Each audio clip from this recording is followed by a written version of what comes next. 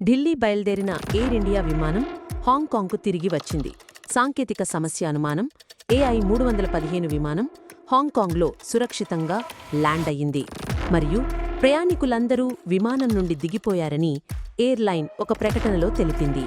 విమానం తనిఖీ చేయబడుతోంది.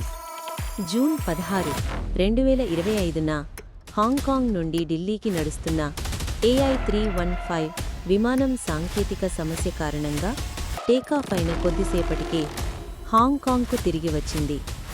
విమానం హాంకాంగ్లో సురక్షితంగా ల్యాండ్ అయింది మరియు ముందస్తు జాగ్రత్త చర్యగా తనిఖీలు జరుగుతున్నాయి. ప్రయాణికులను వీలైనంత త్వరగా వారి గమ్యస్థానమైన ఢిల్లీకి చేర్చడానికి ప్రత్యామ్నాయ ఏర్పాట్లు ప్రణాళిక చేయబడ్డాయి అని ఎయిర్ ఇండియా తెలిపింది.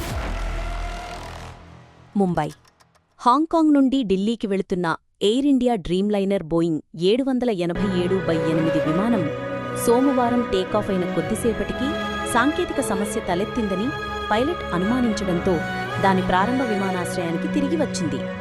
AI-315 విమానం హాంకాంగ్లో సురక్షితంగా ల్యాండ్ అయింది మరియు ప్రయాణికులందరూ విమానం నుండి దిగిపోయారని విమానం తనిఖీలో ఉందని ఎయిర్లైన్ ఒక ప్రకటనలో తెలిపింది.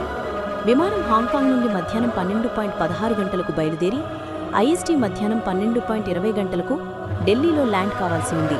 ఫ్లైట్ ట్రాకింగ్ వెబ్సైట్ FlightRadar24.com ప్రకారం ఉదయం 8:80 గంటలకు బయలుదేరాల్సిన విమానం దాదాపు 3.5 గంటల ఆలస్యం తర్వాత బయలుదేరింది.